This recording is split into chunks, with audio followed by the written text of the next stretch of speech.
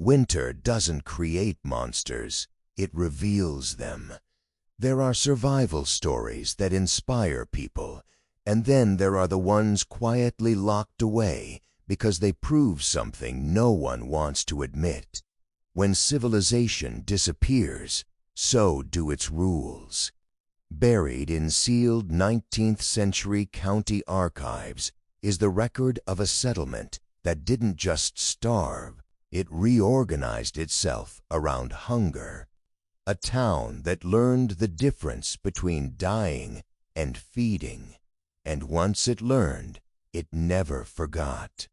In 1878, a small frontier settlement was established along a remote mountain shelf near the northern American wilderness.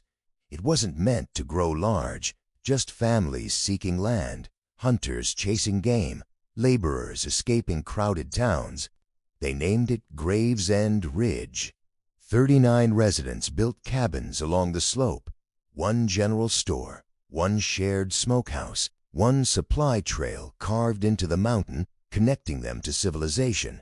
That trail was their lifeline, and every fall a supply caravan crossed it before snow sealed the ridge for winter. But that year, winter arrived early, and the caravan never made it through. By November, Gravesend realized they were trapped. Snow buried the pass. Ice hardened the river. Hunting parties returned empty-handed as wildlife vanished deeper into the forest.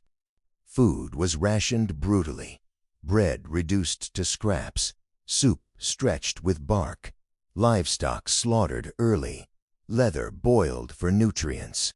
Starvation crept in slowly. Exhaustion, confusion, hallucinations. People stopped talking, stopped working, stopped recognizing how thin they'd become. And by January, the settlement ran out of everything that could still be called food. The first death came days later, and it changed everything. The first to die was Caleb Harlow, a trapper, strong, quiet, reliable. Weeks of starvation broke him before the cold did. He wandered into the snow one night in delirium and never returned alive. When they carried his body back into his cabin, the settlement gathered in silence. But the ground was frozen solid. Their firewood was gone. There would be no burial. They laid Caleb inside his home and closed the door. For 3 days the town tried to ignore what sat in that room. Hunger filled every house, every thought, every breath. People couldn't sleep knowing food, real food, was just walls away. One journal entry later recovered described it plainly. We began grieving him less than we feared wasting him. By the 4th day, someone opened Caleb's cabin door with a knife. No one stopped them, because hunger had already made the choice. And once that door was opened, it never truly closed again. After Caleb's remains were shared, something terrifying happened. People regained strength, color returned to faces, energy surged through bodies that had been shutting down only hours before. The settlement saw proof. Human flesh meant survival. The moral line they hesitated to cross became justification. Soon, natural deaths were no longer waited for. The sick were watched differently, the elderly monitored closely. Weakness became danger, not because it spread, but because it meant food. Graham's Hand Ridge began calculating survival like inventory, and winter still had months left to take more. After Caleb, the settlement changed in ways no one ever formally announced. No laws were written, no votes were taken, but everyone understood the new rule. The weakest would not survive the winter. Families began hiding their sick. Children were kept indoors so no one could see how thin they were becoming. Meals were eaten behind locked doors. Trust collapsed. Neighbors no longer feared starvation. They feared being watched while starving. One surviving diary described the shift. Hunger made us listen to each other's breathing, to measure strength, to count days. Death was no longer tragedy, it was supply. And once the town accepted that, the waiting became unbearable. So they stopped waiting. The first intentional death wasn't violent. It was quiet. A woman named Martha Keene had fallen ill weeks earlier. Fever, weakness, no strength left to stand. Her family tried to protect her, but everyone in Gravesend could hear her coughing through the cabin walls. One night, neighbors entered while her husband slept. By morning, Martha was gone. The town said nothing. Her husband said nothing, because he understood. Later testimony revealed the truth. They didn't argue about morality anymore. They argued about timing. Gravesend Ridge had crossed into something colder than desperation. It had become organized hunger. By early February, fewer than 30 residents remained. The killings had grown quieter, more frequent, disguised as illness, accidents, disappearances into the snow. But even that wasn't enough. Food ran low again, so the town gathered in the abandoned general store, the only building large enough to hold everyone. They spoke for hours in low voices while lanterns burned thin, not about right or wrong, about fairness, because when survival becomes murder, people invent rules to live with it. And Gravesend Ridge created one that night. No more choosing in secret. From now on, it would be decided together. Strips of paper placed inside a wooden box. Every adult forced to draw. One marked slip. Whoever pulled it would be taken as food for the rest. They called it necessary. They called it equal. But survivors later admitted something darker. The slips weren't random. The weakest were already selected. The drawing with theater, a ritual to make slaughter feel like fate. One man tried to refuse. They dragged him outside in front of everyone. By the next morning, Gravesend Ridge ate again, and the system worked, which meant they kept using it. After the third drawing, something inside the town broke permanently. There were no more tears when names were polled, no protests, no prayers. People stopped seeing the chosen as neighbors. They became shares, rations, winter meat. The butcher tables were moved into the storehouse so it could be done publicly, not out of cruelty, but normalization. Visibility made it easier. Routine made it bearable. Survivors later confessed the worst part wasn't the killing. It was how quickly it became ordinary. One journal read, "We feared hunger more than we feared becoming something else. So we became it." Gravesend Ridge wasn't surviving winter anymore. It was surviving by replacement. One life traded for many.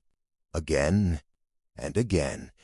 The adults believed the lottery protected fairness, but the children knew the truth. They watched who was whispered about, who was too weak to stand, who stopped being included in conversations. They learned the signs of being next, and some of them started hiding food scraps from parents, not to survive longer, but to avoid looking weak. Years later, one child survivor would admit, you could tell whose turn it was before the box came out. Gravesend Ridge had created a hierarchy based entirely on strength, and winter was nearly over, but the town had already done too much to ever return to normal. On March 21st, 1879, a late winter supply party pushed through the thawing mountain pass, expecting to deliver relief to starving settlers. They expected bodies. Instead, they saw smoke. 17 residents still lived. Cabins were intact. chimneys active, the storehouse sealed tight. But something was wrong the moment they entered. No livestock remained, no preserved game, no stored grain, only bones, stacks of stripped skeletons arranged along the walls like inventory. Human remains mixed with butchered tools, cutting boards worn deep, cooking pits blackened from constant use. The rescuers froze, but the survivors didn't hide, they didn't cry.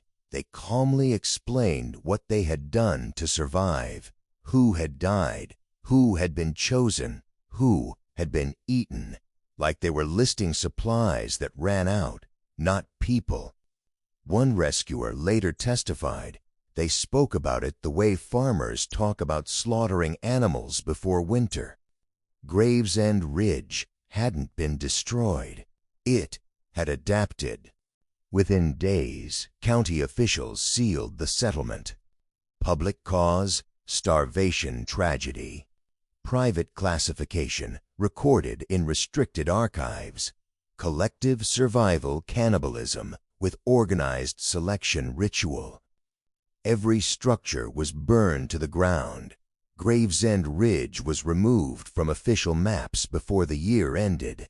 Survivors were relocated and forced to sign silence affidavits forbidding any retelling. Because this wasn't just a horrifying event, it was proof that isolation and hunger could dismantle morality faster than death ever could, and authorities feared the story itself could inspire repetition. So Gravesend Ridge was erased, but not forgotten. The 17 survivors were relocated across nearby states under assumed records. Authorities believed separation would bury the trauma. Instead, it buried something else. Doctors later documented strange behavior among them: refusal to eat store-bought meats, obsessive hoarding of food, violent panic during winter months, recurring fixation on fairness and turn-taking. Several survivors would later be admitted to institutions after describing dreams where the lottery box reappeared, even decades later. One man reportedly told a physician in 1903, "Winter never ended, we just moved it inside our heads." But the most disturbing pattern wasn't psychological, it was behavioral. In isolated cases, some survivors were later linked to unexplained disappearances in rural areas they moved to. Authorities never confirmed anything, but the timing matched one haunting truth: they had learned how to survive by killing, and some never unlearned it. In 1931, a courthouse fire destroyed dozens of sealed 19th century county records. But one folder survived: the Gravesend Ridge case file. Inside were the original journals, the lottery ledger, and testimonies describing the selection ritual in full detail. Someone had tried to burn it deliberately. Historians reviewing it decades later noted something chilling. The handwriting in later entries became steady, controlled, methodical. Gravesend Ridge didn't descend into chaos. It stabilized around cannibalism as structure, which is why the file was marked not starvation hysteria, organized adaptation. And that distinction terrified officials enough to lock it away again. Long after the settlement was burned and erased, the land remained untouched. Locals avoided the mountain. Hunters refused to camp near the former site. Even decades later, nearby residents reported a strange unease when passing the ridge in winter. In the 1960s, surveyors revisiting the area found scattered bone fragments surfacing through soil erosion. Human remains the fire hadn't fully destroyed. But what disturbed them most wasn't the bones, it was the layout.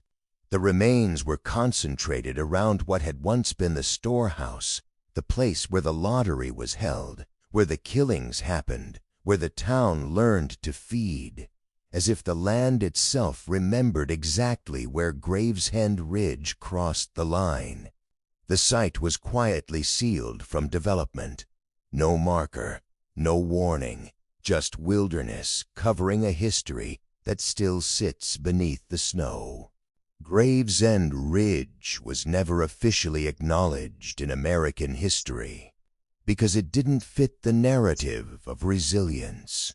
It proved something darker, that survival can become ritual, that morality collapses faster than the body, that once people justify the first step, the rest becomes systems. They didn't turn into monsters overnight. They voted, agreed, organized. They made it fair. And fairness is what allowed them to keep going. That's why the case was buried, not because it was unbelievable, but because it was completely human.